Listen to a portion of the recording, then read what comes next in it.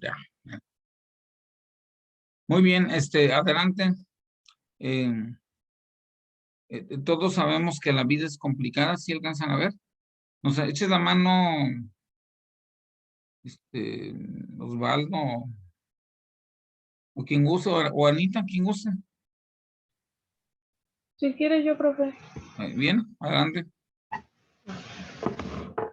Todos sabemos que la vida es complicada, pero cuando a las complicaciones normales y propias del ser humano le añadimos un trastorno, sea del tipo que sea, lo primero que tenemos que saber es que afecta a la persona de una forma tan global que la envuelve por completo, a veces hasta la cambia. La vuelve más temerosa, más irritable, más triste o incluso más aislada. Sí, ¿Le sigo? sí. Un trastorno tiene la facultad de interferir en la forma de pensar, de sentir y de actuar de una persona, haciéndole ver el mundo de una forma distinta, muy distinta. Si tuviera que quedarme con dos objetivos acerca de cómo ven el mundo todas las personas que padecen algún tipo de trastorno, ¡ay!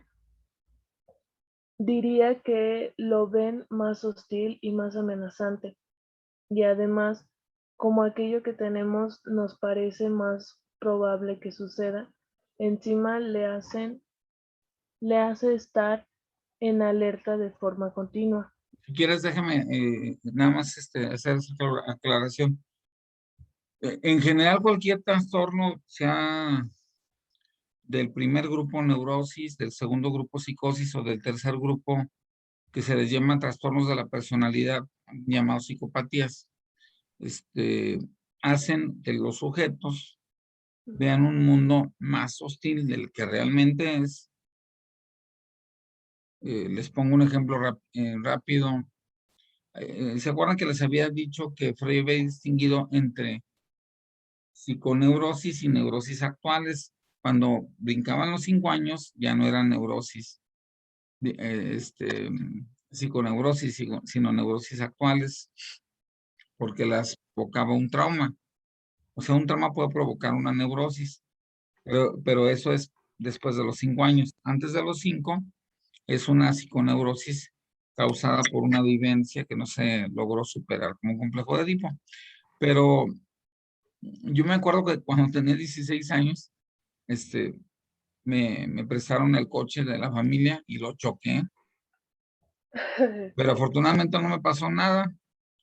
Pero 2 amigos míos quedaron, pues, no con la pierna rota. Bueno, se recuperaron, afortunadamente no pasó a mayores, pero duré como que les dieron unas 3 semanas sin quererme subir a ningún coche, porque pues obviamente me afectó el miedo de chocar. Entonces, miren, ahí ¿Y está. cómo se recuperó de eso? No, pues el tiempo todo lo cura. Y bueno, pues, estando joven, ¿verdad? Eh, pero sí, tenía la idea de vivir en un mundo mucho más peligroso. Sentía que si me iba a subir un coche íbamos a chocar, o sea, no, le rehuía todo lo mecánico, etcétera, ¿no? Se los comento porque, pues, precisamente las neurosis actuales, o sea, las neurosis que no provienen de la infancia, que provienen de traumas, ¿se acuerdan? Ujú. Este, hacen ver un mundo más hostil del que realmente es, ¿sí? O también las malas experiencias, suponiendo que una mujer o un hombre tengan una vida de, valga la expresión, de perros con una pareja. La segunda vez que intentan establecer un contacto o un vínculo con otra pareja, pues van a entrar con mucho miedo. A lo mejor ya ni se casan, nomás se hacen novios y cada quien en su casa. ¿Por qué? Pues porque hay una experiencia previa traumática, o sea, neurosis actual, ¿se acuerdan? Ujú. Que hace que se vea el mundo más hostil. A lo mejor esa persona sí era buena, la nueva, la segunda, pues, La primera era como el alma de Judas, bueno, pero no, la persona no lo sabe. Entonces, por eso, como que nos retraemos, ¿no? Y el otro dato es que se cree que es más probable que te venga un daño a ti. Entonces, por ese motivo, bueno, si la gente tiene más miedo hacia el mundo, de alguna manera jala ese miedo y le ocurre.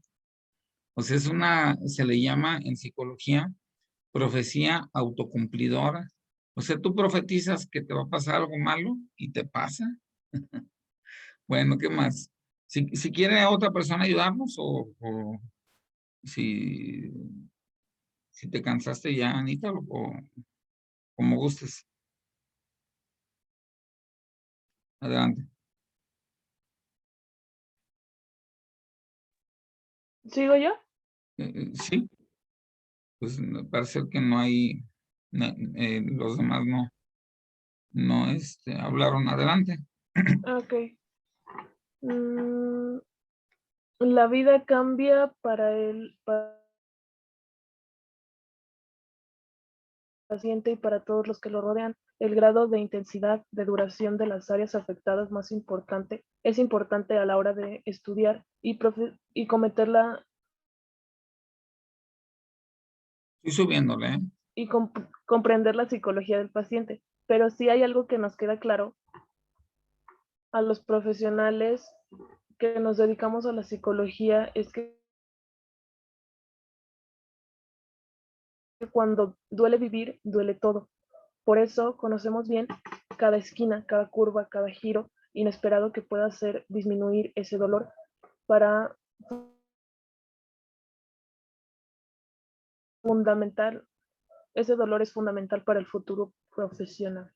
Dotarnos de instrumentos y herramientas es primordial. El conocimiento es poderoso, mucho más de lo que imaginamos. Por eso tenemos que aprender muy bien cada concepto, cada patología, cada diferencia. Un profesional relacionado con la patología nunca deja de estudiar, nunca deja de examinarse. Cada paciente es una asignatura distinta que, que debemos aprobar con la máxima nota posible. Sí, o sea, si me permites, Anita, o sea, lo que se nos están diciendo los autores es que Sí, no existen, digo, por más que tratemos de hacer un manual con trastornos muy específicos, perdón, con ciertas características así como que muy notorias y muy remarcables, a la hora de la hora, cuando tenemos un paciente, a veces unas no están, o sea, no están unas, pero sí están otras. Entonces tenemos que tener muy buen juicio, porque ese es un examen, o sea, ese es un examen, no tanto de la psicopatología que conocemos del libro, sino es un examen del sujeto, ¿verdad? De ver sus peculiaridades, sus cualidades que la hacen ser así, porque una patología no se va a presentar idéntica como viene en el libro. Puede ser que algunas cosas no vengan o que otras sí vengan. Casi siempre, miren, por ejemplo, de las esquizofrenias, que esa es por la psicosis más alta que hay, o sea, el grado de enfermedad mental más alto. Se llaman trastornos esquizofrénicos, son 18. Y casi todos, bueno, en lo particular, yo nunca he visto uno así que sea puro. Todos están como que entremezclados. Entonces, pues, es importante, pues, tomar en cuenta las particularidades, porque el examen que vamos a pasar no va a ser el del libro de psicopatología, sino el de la persona que atendamos, ¿verdad? Lo cual eso implica pues un mayor grado de responsabilidad, porque estamos trabajando con un ser humano, ¿sí? Si nos quiere ayudar alguien más para no abusar de Anita. Está bien, empezó por eso no basta. Por eso no basta con aprender. Por eso no basta con aprender muy bien las características clínicas, los criterios diagnósticos, el diagnóstico diferencial, la etiología y el mantenimiento. Hay que ir más allá Por eso se llama así este capítulo, porque si hay algo claro dentro de un ser humano es su complejidad. Un trastorno también influye en el pensamiento y en las emociones de una persona. Esto hace que su conducta sea diferente a la que tendría si no tuviese dicho trastorno. Esta conducta diferente influye directamente sobre su círculo más cercano, círculo que a su vez influye en el paciente. Parece un trabalenguas, pero es la realidad, una realidad con la que los estudiantes van a trabajar día tras día en un futuro muy próximo. A veces hay que alejarse de las piezas del puzzle, el rompecabezas, para poder ver la imagen que forman. En psicopatología clínica también unos trastornos serán más fáciles de detectar que otros, pues la mayoría no saltan a simple vista y otros estarán ocultos en la personalidad o en la forma de vida del paciente. Pero si se llega a conocer bien la esencia de cada uno de ellos, no importará dónde se escondan ni cómo se entremezclen, porque sabremos localizarlos. Miren, si me permites, estimada Ruth, un problema que nos vamos a enfrentar nosotros, y se los reitero, yo se los acabo de decir hace un momentito, pero sí es cierto, no viene, o sea, cuando tú tienes un paciente, no viene exactamente como viene en el libro.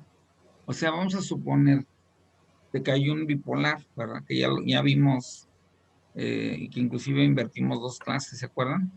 En bipolaridad, y que hablamos de las características y de cómo, qué factores hacían que alguien eligiera la fase depresiva o la fase maníaca, pero en la realidad, no. Por ejemplo, el bipolar, en la fase maníaca, pues debería estar súper activo y creerse Superman y aventarse a la azotea, y a veces no ocurre eso. O sea, sigue pareciendo deprimido, pero por dentro está maníaco, pero no se le nota lo maníaco. O sea que está la cosa bien complicada. Tenemos que ir desentrañando. O sea, tan malo es diagnosticar a un bipolar como depresivo, como al revés, diagnosticar a un depresivo como bipolar. Y es muy engañosa la bipolaridad, porque el polo, digamos, activo, el polo maníaco, a veces no se ve con claridad. Y les digo, y es bien común que, que la gente se equivoque y diagnostique depresión mayor donde hay bipolaridad. Eso es un error porque va con un psiquiatra, ya diagnosticaron depresión, le dan antidepresivos, y cuando viene la fase maníaca se suicida. Es un error. Entonces, hay mucha responsabilidad más allá de conocer bien el librito, hacer un esfuerzo por conocer con mayor profundidad al paciente, no ser simplistas. Yo creo que eso sería la frase, digamos, matona de la semana, no ser simplistas. O sea, nunca el trastorno aparece a tus ojos de manera simple, tienes que escarbarle, ¿sí? Hacer lo que se le llama diagnóstico diferencial, que aquí en este libro no viene. Sí vienen en otros libros, pero pues ahí sí necesitaría que los escanearan, o que nos hiciera la mano a alguien, ¿no? Que lo escaneara el libro, porque no está en internet. Ahí viene cómo podemos diferenciar un trastorno de otro, porque vienen las fronteras. O sea, en la frontera entre un trastorno y otro, hay uno muy parecido a otro, claro. Depresión y bipolaridad están pegadas. ¿Qué las diferencia? Pues que el depresivo tiene muy poquitos, también tiene ratos alegres, pero muy poquitos, y el bipolar los tiene más amplios. Entonces ahí está el diagnóstico diferencial. Y así, cada frontera de trastorno tiene su forma de entender cuál es la diferencia o qué hace que algo sea diferente de otra. Pero no lo he encontrado en internet. Yo lo tengo en físico el libro. Lo podemos escanear si gustan, y lo subimos. Pues ya me dicen después, todavía falta este último trimestre, sí, este trimestre, no, perdón, este último mes, y luego los otros 4 meses. Yo Igual y tengo si les... maestro, ¿Perdón? yo tengo no sé qué tal. Bueno, viene completo, apenas todavía no lo Sí, termino. pero viene diagnóstico. Mira, lo que más me interesa es que venga el diagnóstico diferencial. Diagnóstico, no sé. Si no viene diagnóstico diferencial, pues es lo mismo que estamos viendo. Porque el diagnóstico diferencial nos permite tener la certeza de que es esto y no aquello. Y eso es algo bien común que se confunda. Miren, las depresiones se confunden con trastornos de ansiedad, porque a veces la gente deprimida tiene mucha ansiedad. Se supone que una gente deprimida no le debe de dar hambre, pero hay gente deprimida que se acaba un litro de helado. Entonces, bueno, pues tú sabes que la gente que come tiene ansiedad, o sea, en general, pues. Entonces, por eso el diagnóstico diferencial es clave. O sea, ¿cómo saber qué es esto y no aquello? Hay eh, bueno, así como hay pues ahora sí que la letanía de todo lo que debe tener la persona, también hay una partecita donde nos dice aguas, porque se puede confundir con esto, pero es esto. No sé si a la mano. En el índice debe de venir diagnóstico diferencial en la frontera entre dos trastornos. Si viene, Ruth, No, ¿no? O sea, es que no, así como tal diagnóstico diferencial, no. y así se llama, no tiene otro nombre. Pero no ¿Sí? sé, es que no he llegado hasta cada uno de los trastornos, a lo mejor ahí En el podría. índice debe de venir diagnóstico diferencial porque es muy importante saber hasta dónde termina un trastorno y empieza el otro. Bueno, ahí viene, por ejemplo, dice criterios de deterioro de ansiedad, de sufrimiento y otras dimensiones. No, eso es Pero eso es como empieza sí. en los criterios de anormalidad. No, sí, Normalidad y porque, anormalidad. sí, sí, porque los libros de psicopatología básicamente son libros que, que son como las descripciones generales de los trastornos y sus nombres, ya como quedaron acomodados con el DSM-5, que pues es el que nos va a mandar a nosotros, porque ese es el lenguaje que vamos a usar con el psiquiatra. Sí, también aquí viene la clasificación del diagnóstico, el manual diagnóstico y estadístico de los trastornos del DMS con la versión 4TR y la 5. Las 5 viene ahí, pues se nos Sí, sirve. la Sí, versión hubo DMS algunos 5. cambiecillos, que sí, pues de preferencia el 5, porque el psiquiatra va a usar el 5, no va a usar el 4. Y clasificación internacional de enfermedades. Y Ah, contenido aplicado. esa es la que les decía, la CIE-10. La CIE, ajá. Es la CIE-10, es decir, la clasificación internacional. Esa es la europea, que no está tan idéntica con la americana, ¿eh? Tiene sus asegúnes, pero bueno. Ahora, si quieres, luego vemos. Miren, Continúo. me voy a dar a la tarea de encontrar un libro donde vengan diagnósticos diferenciales, cuando menos para que lo tengan, aunque no lo veamos aquí, pero que sí cuando diagnostiquen, porque el diagnóstico pues, se cobra, obviamente, por parte del psicólogo, pero también para estar seguros de no errar, debemos de checar el diagnóstico diferencial, que casi siempre está en medio de dos trastornos. El diagnóstico diferencial nos dice aguas. Si tiene esto, no pertenece a esto, pertenece a aquello. ¿Sí?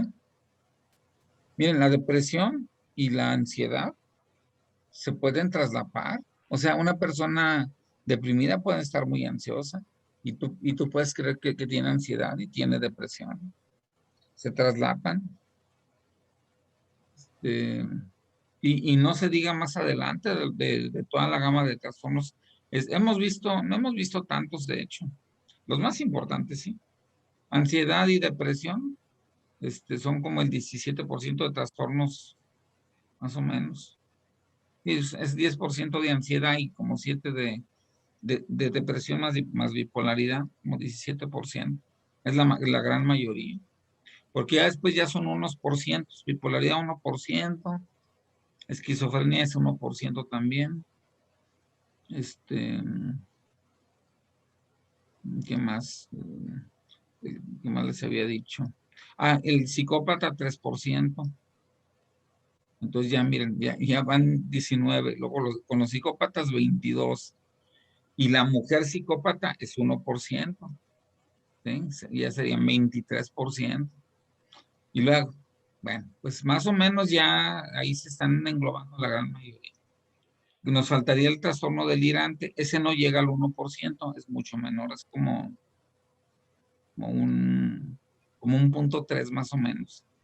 Más o menos como el 25% de la población mundial tiene algún tipo de enfermedad. Digo, algunas son manejables, por supuesto. Inclusive algunas hasta le sirven a la persona, ¿verdad? Pero bueno, adelante, por favor. Los espartanos no preguntaban cuántos eran sus enemigos, sino dónde estaban. Pero para saber dónde está lo que buscamos, primero tenemos que conocer qué es lo que estamos buscando. Los conocimientos que vamos adquiriendo al estudiar. Ay, ¿dónde me quedé? Ay, perdón, resumí muy Muy abruptamente. rápido. Al Mira, acá estudiar. arriba los espartanos, más arriba. Sí. ¿Ya lo encontraste, Ruth? ¿No? No, Bueno, aquí pero es que apenas había empezado donde de los dice cada espartanos. término, cada concepto, aquí en la parte de arriba, cada término, ahí síguele. Los conocimientos que vamos adquiriendo, Ajá, pues ahí empiezo. Los sí. conocimientos que vamos adquiriendo al estudiar a fondo la psicopatología nos harán verlos poco a poco con mayor claridad y nitidez. Cada término, cada concepto nuevo que aprendamos nos guiará situarlos en su justo lugar. Y lo que en un principio nos parecía imposible de conseguir, con el tiempo llegará a formar parte de nuestro trabajo diario. Un trastorno. Miren, déjame, les hago una acotación. En mi práctica clínica, o sea, como psicólogo, como terapeuta, pues, a veces viene la gente que la diagnostique, no viene precisamente a que le dé terapia, porque tenemos nuestro gran rival es el psiquiatra. La gente le tiene más a un psiquiatra y a una pastilla que a una terapia psicológica. Eso es un error muy grave, porque el psiquiatra te empastilla. Obviamente es un negocio. Compras pastillas. El psiquiatra que receta cierto tipo de pastillas, luego le mandan un cheque anual por recetarlas, ¿sí? Pero ¿qué ocurre con la persona que toma pastillas? Se vuelve dependiente de la pastilla y no se vuelve fuerte por dentro, ¿sí? En cambio, el psicólogo, a diferencia del psiquiatra, pretende que la persona se fortalezca por dentro para que no necesite pastillas.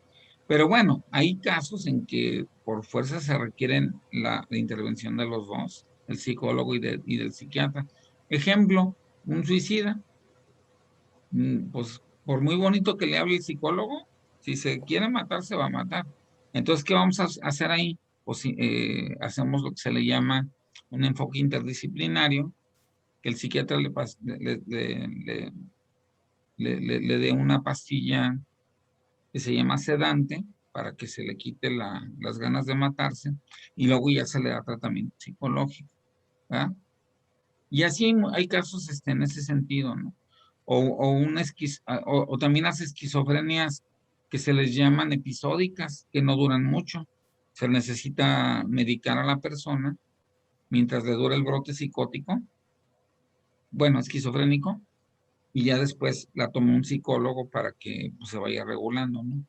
Entonces, ahí vamos a tener que colaborar, tiene que haber un lenguaje similar, puede ser diferente. Y el lenguaje similar, pues, nos lo va a dar el DSM-5, porque vivimos en América. Si viviéramos en Europa, sería las TIE-10. Entonces, a veces, eh, para lo que nos van a solicitar apoyo es para diagnóstico, o a veces para tratamiento.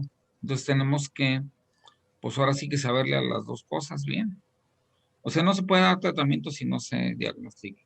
O sea, dicho de otra manera, es imposible darle tratamiento a alguien si no lo diagnosticas bien primero. Entonces, en esa situación de diagnóstico puede haber errores. Claro, somos humanos, o sea, tampoco el psicólogo no es un sábelo todo. O sea, tiene limitantes, ¿no? Pero hay que saber observar cuándo cuándo pertenece a un grupo y no al otro grupo, porque hay grupos muy confusos. Miren, ansiedad y depresión están en todos los grupos de trastornos psicopatológicos, pero yo no voy a ser tan ingenuo de decir es ansiedad o es depresión, porque todo es eso. Tengo que escarbarle más y profundizar más sobre el problema. Ya te fuiste, Ruth. Te dejé de ver para que le sigas. O que nos ayude Celina o Cristian. Sí, profe, le ayudó. Adelante. Un trastorno por definición nos obliga en cierta forma a que nos fijemos en lo que el paciente no hace, en lo que hace mal y en lo que no es capaz de hacer. Esto no debería hacernos perder la visión total y amplificada de esa persona. Por tanto, también debemos estar muy atentos en lo que sí hace, en lo que hace bien y en lo que es capaz de hacer a pesar de tener ese trastorno. Esto es ir más allá de la psicopatología clínica. Antes he mencionado la complejidad del ser humano, ahora voy a hablar justo de lo contrario, de la simpleza. Cualquier trastorno físico o psicológico que sea de una baja intensidad o de una corta duración, normalmente no suele generar dudas a quien lo padece sobre su identidad o sus consecuencias futuras. Por ejemplo, después de una operación, por muy leve que sea, no solemos encontrar más débiles por un tiempo, pero no cuestionamos esa debilidad ni mermamos nuestra autoestima por no poder atender nuestras tareas durante un tiempo. Y aunque no podamos ni tengamos ganas de salir, no pensamos que se nos está cambiando el carácter ni que no queremos como antes a nuestros familiares y amigos. Y cuando necesitamos ayuda para ponernos de pie o comer, no damos por hecho que los demás piensan de nosotros que somos débiles e inútiles. Todo este proceso de enfermedad y curación lo consideramos absolutamente normal. No tenemos que dar explicaciones a nosotros mismos ni a los demás. El no poder o no tener ganas de hacer las cosas que siempre nos gustaban hacer, no lo relacionamos con que ya la vida no nos interesa. En definitiva, sabemos y sentimos que estamos enfermos, pero no creemos que nos hemos vuelto distintos, sabiendo distinguir perfectamente lo que somos de lo que padecemos. Espérame tantito, Celina. Sí. ¿Se acuerdan que al inicio de esta materia vimos el diagnóstico multiaxial? El DSM-5 contempla 5 áreas. Una de ellas es, pues, obviamente, el diagnóstico psicopatológico, pero la otra es cómo ha ido evolucionando la persona en el último año de vida. ¿Sí? Porque, bueno, pues alguien puede tener un diagnóstico psicopatológico, pero en el último año de vida se ha comportado bien los 11 meses más 29 días y solamente el último día mal. Entonces, para el DSM-5, que pues obviamente no son tontos, lo hicieron por algo así, tenemos que tomar el diagnóstico multiaxial, o sea, tenemos que ver qué ha ocurrido en el último año de vida de esa persona. Por ejemplo, si sufrió una enfermedad, entonces la enfermedad nos explicaría la psicopatología. Pero si una persona está enferma, vamos a suponer que se cayó, ¿no? Tiene problemas para caminar, obviamente no se va a relacionar igual con sus amigos, va a andar medio malhumorada, pues por la propia enfermedad, pero pues eso no nos va a permitir hacer un diagnóstico con base en el manual de psicopatología, ¿sí? ¿Por qué? Porque la enfermedad física explicaría muy bien los trastornos mentales. Por eso insisto mucho en que no se hagan diagnósticos con base en el manual del DSM-5, sino que sea multiaxial. O sea, la personalidad también cuenta, ¿sí? Entonces, la personalidad se tiene que estudiar. Se tiene que estudiar el comportamiento en el último año, las enfermedades, perdón, el deterioro. Si la persona progresivamente va deteriorando, si yo la agarro y le hago un diagnóstico ahorita, pero no se ha deteriorado en el último año, que también lo maneja el diagnóstico multiaxial, Eso me da un dato muy importante. A que estaba bien y todos los días va empeorando lentamente, ese es otro dato muy importante. No me tengo que ir nada más con el recetario de leer esto y tiene esto, ¿verdad? Tenemos que ser mucho más allá de lo ingenuos, o sea, ver el todo en una persona, ¿sí? A veces una enfermedad médica explica la conducta psicológica, digamos, desviada, y en sí, pues, no es tal. O sea, cuando la persona se cura del problema médico, pues también se va a curar del psicológico, ¿verdad? O sea, tenemos que ser muy éticos en ese sentido, muy,